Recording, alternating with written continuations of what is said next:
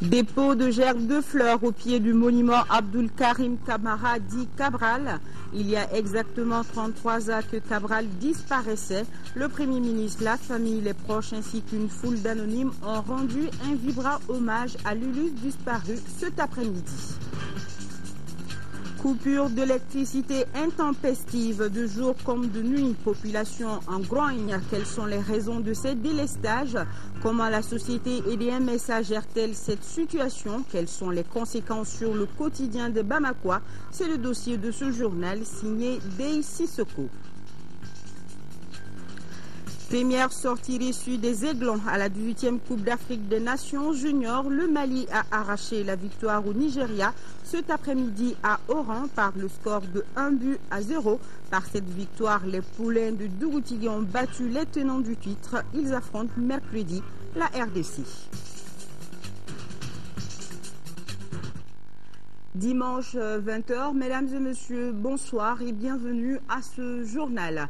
Une édition que nous débutons avec les nouvelles du front. Hier samedi, lors d'une mission de fouille dans l'adrar des Iforas, un soldat français a trouvé la mort et 3 autres ont été blessés. Ce décès porte à 5 le nombre des soldats français tués depuis le début de l'opération Serval au Mali.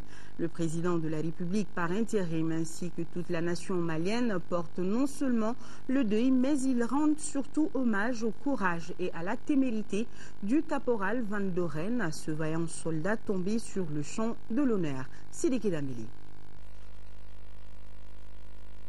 Âgé de 24 ans, le caporal Alexandre Van Doren du 1er régiment d'infanterie des marines d'Angoulême a trouvé la mort quand le véhicule blindé dans lequel il se trouvait a sauté sur un agent explosif. L'incident s'est produit dans une vallée située au sud de celle d'Amététed, le sanctuaire d'Al-Qaïda au Maghreb islamique, dont les soldats français et tchadiens ont repris le contrôle début mars à une centaine de kilomètres au sud de Tessalit. Le caporal Van Doren était engagé au Mali depuis le 24 janvier et devrait célébrer son 24e anniversaire le 8 avril prochain. Il est marié et père d'un enfant. 3 autres soldats français ont été blessés par l'explosion, dont 2 assez sérieusement. Ils ont été évacués vers l'antenne médicale de Tessalit et devraient être rapatriés ensuite vers la France. Le président de la République par intérim et le président français François Hollande ont tous rendu hommage au caporal Alexandre Van Doren avant de saluer la détermination des forces françaises dans l'ultime phase, la plus délicate de leur mission au Mali. Le caporal Van Doren est le 5e militaire français tué au Mali et la première victime d'un engin explosif depuis le début de l'opération. 3 d'entre eux sont morts courant mars dans les Iforas et la région de Gao. 1200 soldats français et 1500 tchadiens traquent actuellement les combattants islamistes dans les massifs des Iforas. Et nous avons ce message du président de la République, professeur Djankounda Traoré, suite à la mort du caporal Alexandre Van Doren. C'est avec tristesse et émotion que j'ai appris hier la mort au combat du caporal Alexandre Van Doren du 1er régiment d'infanterie de marine d'Angoulême lors d'une mission de fouille non loin de Tessalit, dans les massifs de l'Adrar des Ifoga. En cette douloureuse circonstance, je présente au nom du gouvernement et de l'ensemble du peuple malien mes condoléances les plus émues au président de la République française François Hollande, au gouvernement et au peuple français ainsi qu'à la famille du disparu. Nous nous inclinons très respectueusement devant la dépouille mortelle de ce jeune soldat de 24 ans dont le nom s'inscrit désormais en lettres d'or dans les annales de la guerre impitoyable que le monde civilisé mène au Mali et ailleurs contre le terrorisme et le narcotrafic. Le sacrifice ultime qu'il a consenti force, respect et admiration et continuera d'inspirer ses frères d'armes français et de la MISMA qui ne laisseront aucun répit aux terroristes quel que soit le lieu où ils se cachent. Par la même occasion, je souhaite un prompt rétablissement aux soldats blessés au cours de la même opération. Je renouvelle ma confiance et mes encouragements à l'ensemble des troupes engagées dans les combats pour goûter les terroristes hors de notre pays. Signé professeur Djankounda Traoré, président de la République par intérim. Hommage rendu aujourd'hui également à feu Abdul Karim Kamara dit Cabral, le leader estudiantin des années 70, s'est éteint il y a de cela 33 ans.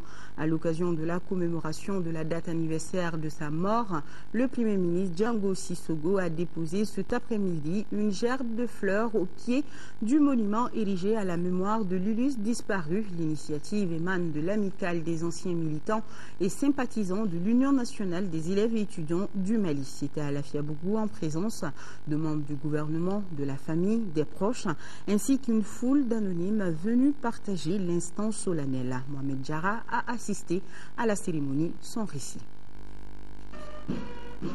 Il y a des hommes qui de leur vivant marquent l'histoire de leur pays. Et Abdul Karim Kamara dit Cabral en est un. Ce jeune leader estudiantin qui nous a quittés à la fleur de l'âge avait 25 ans. 33 ans après, le Mali se souvient du combat pour lequel il a été assassiné.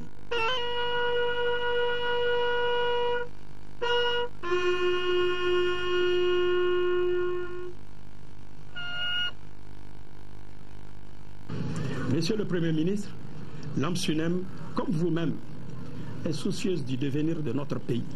C'est pourquoi nous disons qu'il nous faut investir dans le savoir, dans le jeune malien. Il nous faut lui inculquer les valeurs fondatrices de notre culture, celles du courage, de la bravoure, de l'honneur, de la dignité, du respect, de la chose publique, toutes vertus qui ont permis à nos aïeux de bâtir les empires du Ghana, du Mali, du Songhai.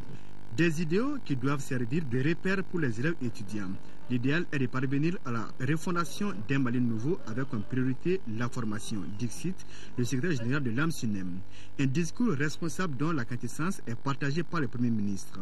Django Sissoko salue la volonté des responsables de l'école déterminés à faire en sorte que celle-ci sorte des soubresauts qu'elle traverse. Le consensus national construit autour de l'école doit être préservé et consolidé. Ceci est indispensable pour réussir la refondation de notre système éducatif. L'heure n'est donc plus à la division, mais plutôt à la cohésion sociale.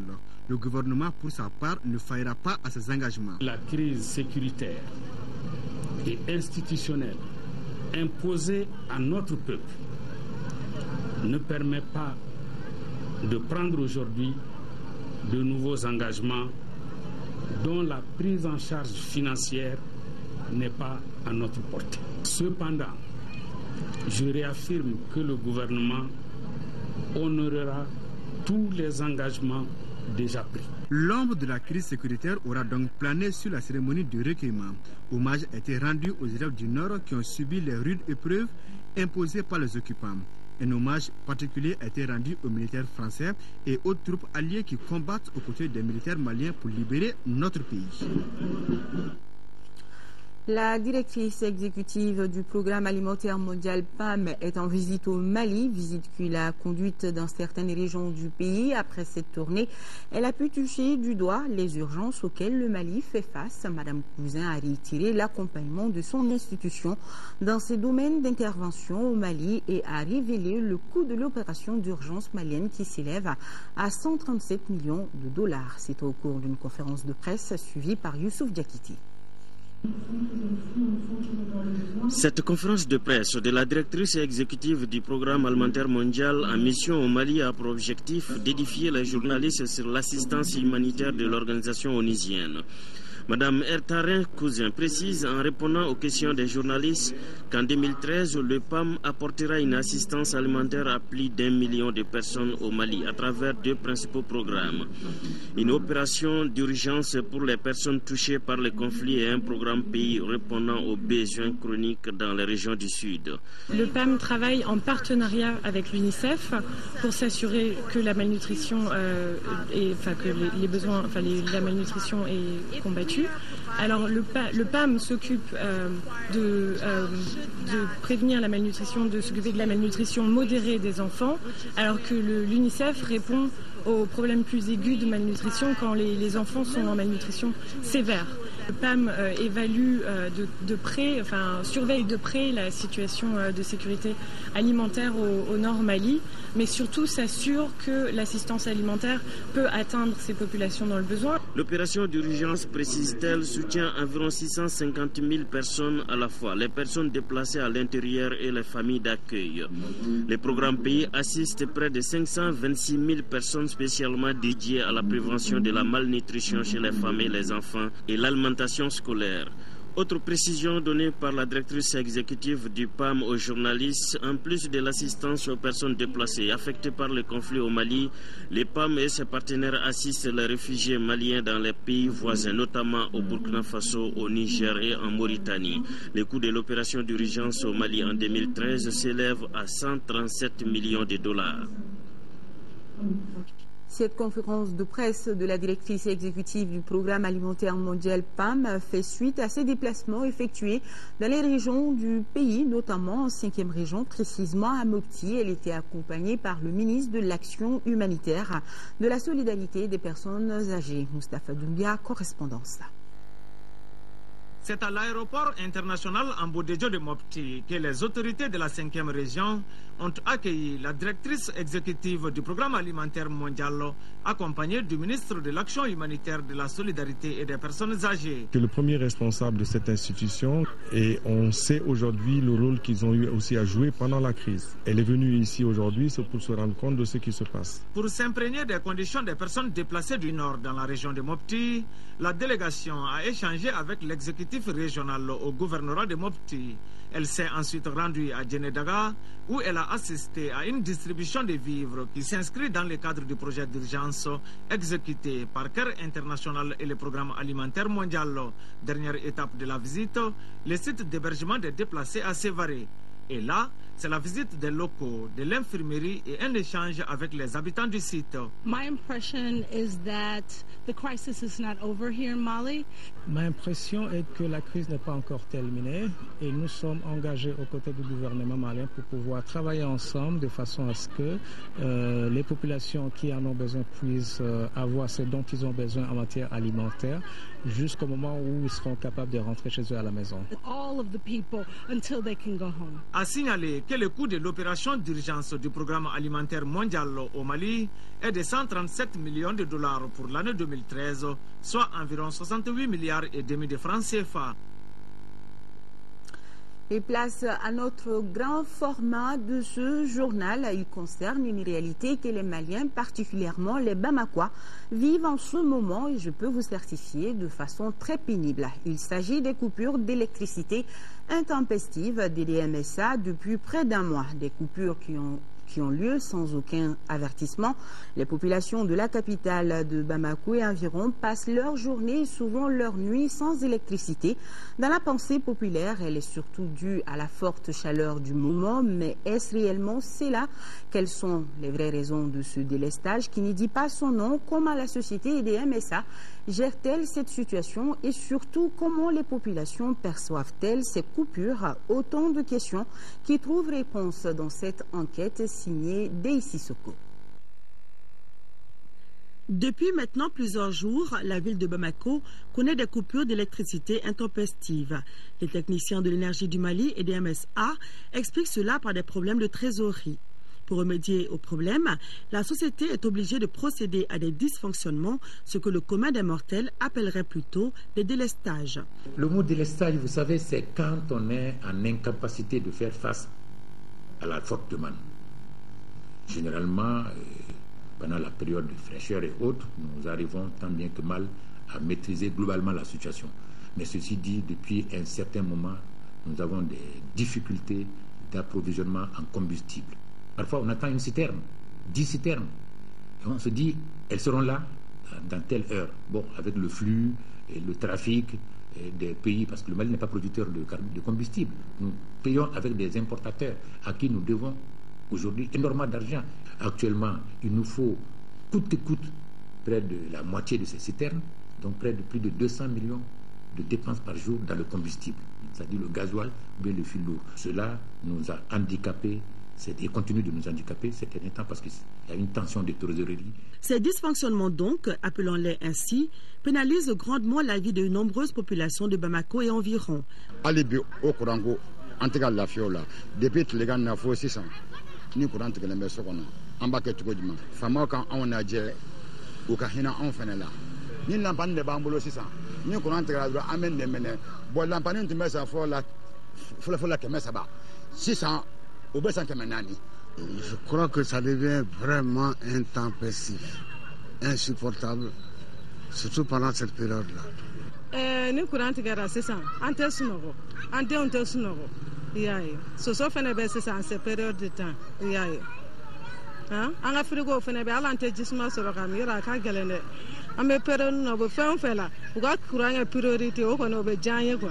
C'est tellement gênant et sur le plan même sécuritaire de par ces temps qui courent, on doit faire en sorte qu'il y ait du courant. Bitugu de kelme kana munu. Ali kosen na kashi do kera. O sababu wora dibila ni yelembe am se ka fon repérer yorojan. D'un autre côté, certains comprennent cette situation qui, selon eux, est due à la crise que traverse le pays. Bon, mais on comprend comme c'est dans les crises, on comprend un peu, sinon c'est pas bon, surtout dans l'insécurité. Par rapport à la crise que nous vivons, c'était prévisible que les coupures allaient venir un peu plus tôt. Et c'est les pouvoirs publics qui n'ont pas pu apprécier à temps le problème. Il faut noter que ces dysfonctionnements menacent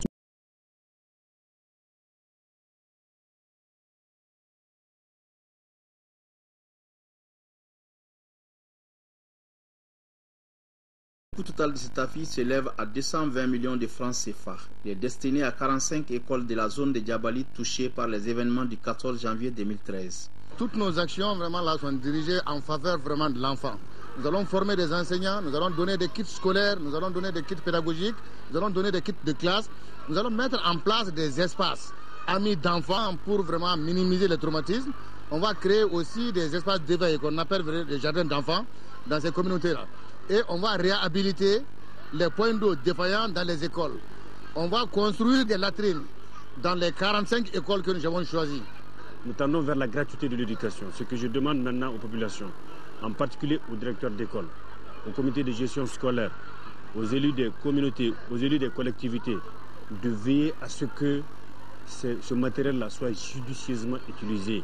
Dans cette situation difficile, nous nous félicitons du choix de l'ONG internationale Plan Mali, fidèle à sa vision, qui est celle d'un monde où tous les enfants pourraient réaliser leur plein potentiel dans les sociétés respectueuses des droits et de la dignité de l'homme. Le coup d'envoi de la réalisation des infrastructures a été donné par Suleiman Sangaré, préfet adjoint de Nyono, à travers le premier coup de pioche du bloc latrine de Djabali. Fidèle à ses habitudes, l'association malienne pour la paix et le salut, AMPPS, en collaboration avec l'ambassade du Royaume de Danemark au Mali, revient avec son projet d'élargissement du dialogue islamo-chrétien. Cette rencontre de 2 jours est axée sur l'actualité du pays et sur l'importance du dialogue en toutes les couches de la société. Les diplomates des pays amis et frères, notamment le Maroc, la Tunisie, la Côte d'Ivoire, Burkina Faso, le Nigeria et les États-Unis d'Amérique prennent part à la rencontre qui se tient au CICB. Garibou Peli. Encourager la tolérance et le bon voisinage, telle est la vocation de l'Association malienne pour la paix et le salut qui a organisé cette première réunion de suivi du projet d'élargissement. Une rencontre qui paraît importante puisqu'elle coïncide avec cette période de radicalisation d'un certain islam qui a longtemps semé la terreur dans les 3 régions nord du Mali. Le dialogue islamo-chrétien prône un ensemble de valeurs bâties autour de la référence permanente de nos cultures et non une vision, une interprétation et une application erronée et honteuse de la charia. Les premiers Sahaba ont immigré vers l'Abyssinie et chez un roi chrétien qui les a acceptés et lorsqu'ils étaient torturés à la Mecque. Une cohabitation harmonieuse des religions est la plus grande des aspirations des autorités maliennes. Elle facilite d'ailleurs la tâche de la commission dialogue et réconciliation dans l'élaboration d'une feuille de route qui va restaurer la confiance entre Maliens, ensuite poser les nouvelles bases démocratiques. Quelqu'un disait que ce qui réunit est plus grand que ce qui nous sépare. Parler de dialogue islamo-chrétien, c'est une voie noble d'aller vers cette réconciliation. Au cours de cette rencontre, 5 communications seront données sur l'importance du dialogue. Elles seront successivement faites par l'islamologue ivoirien Cheikh Ibrahim, le pasteur Urbain Dambélé, le docteur Amidou Traoré et le pasteur Daniel Dambélé. Les questions des mariages interconfessionnels, la pratique de jeûne ou encore le pèlerinage seront aussi abordées selon le président de l'association. Cette rencontre conduira l'association à organiser en avril et en juin prochain au Mali 2 rencontres internationales pour mieux faire comprendre sa vision du monde. Et toujours dans le même registre, notez ce rendez-vous, votre émission Questions d'actualité de ce soir autour du thème Islam et terrorisme, les exactions commises au nord du pays, au nord du Mali par les terroristes au nom de l'islam ont été mal interprétées dans certains pays musulmans. Les invités de Niaza Koulibaly entendent lever toute nuance entre ces actions terroristes et l'islam. Question d'actualité, c'est ce soir après l'émission Ensemble pour un Mali indivisible et ça sera en langue bamana. Dans vos kiosques, vous trouverez désormais cet ouvrage de Bandjougou Gakou, Islam et démocratie, le 11e commandement. L'auteur met en exergue le rapport entre la religion et la politique. Il nous fait l'historique des systèmes démocratiques. À lire dans ce livre de célèbres versets de Oumar Ben Khattab, 2e calife. Voilà, Islam et démocratie, le 11e commandement. Restons dans le monde littéraire avec cette autre sortie, le drapeau sale. C'est l'intitulé d'un nouvel ouvrage qui explique les grands événements et les injustices dont l'auteur a été victime. Le livre est composé de 90 pages que nous fait découvrir Tchemoro Konati. Intitulé Le drapeau sale, cet ouvrage de 90 pages est une publication autobiographique de son auteur. Salif Diarra, enseignant de son état, né vers 1946, raconte les vicissitudes de sa vie. Renvoyé de l'école à Mopti et traduit en justice pour n'avoir pas salué les drapeaux, l'écrivain Diarra a écopé de 6 mois d'emprisonnement avec sursis. Puis il s'est retrouvé à l'étranger pour poursuivre ses études et revenir enseigner dans le même établissement. Je parle de ma vie et diverses chroniques telles que la religion, le sport, la politique, l'amour. Selon l'auteur, ce livre est un appel à la persévérance face au désespoir et à la détermination face aux situations difficiles. Au cours de la cérémonie de présentation de l'ouvrage, des témoignages sur la bravoure de l'écrivain ont été faits. Les intervenants ont toutefois dénoncé les peines qui lui ont été infligées. Ça ne valait pas la peine de le traîner en justice, d'aller jusque devant un procureur ou autre chose. Moi, je crois qu'on était assez armé à l'époque au niveau du parti pour éduquer un militant, pour lui dire de ne pas refaire ou le mettre dans une école idéologique ou de formation culturelle, c'est tout. Par la publication du la littérature s'enrichit. Que la nation rende hommage à ceux qui l'ont servi dans la dignité, dans l'honneur. Mahaman Touré, conduit par une foule nombreuse d'amis, parents et élèves inconsolables, repose désormais au cimetière de Wairema. Dors en paix, Père Touré. Voilà, que son âme repose en paix. Demain pour les éditions matinales, vous serez avec Sierra Bachili, 10h, 13h, 18h, 20h. Et retrouvez Ndéissi Sogo. Merci à toutes et à tous pour votre constante fidélité à l'ORTM. À suivre nos programmes également sur www.ortm.ml. Bonsoir et bon début de semaine.